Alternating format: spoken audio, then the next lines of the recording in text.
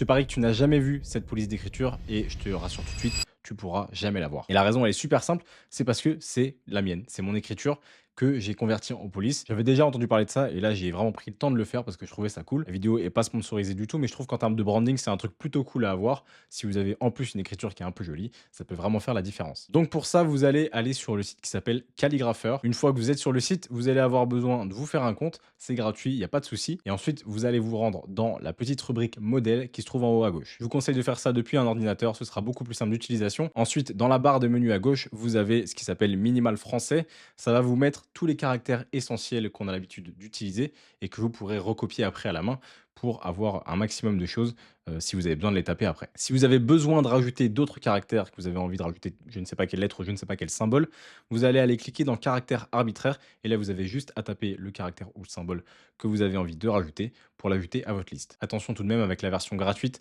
vous avez un nombre de caractères limité. Vous avez différents plans pour la version pro. Moi, j'ai payé une fois 8 $. Ça me sert pour un mois. De toute façon, j'aurais pas besoin de beaucoup plus. Et donc, une fois que vous avez la liste de tous les caractères que vous voulez intégrer à votre police, vous cliquez sur télécharger le modèle. Ça va vous ouvrir une petite fenêtre. Vous choisissez le format, soit PDF, soit PNG.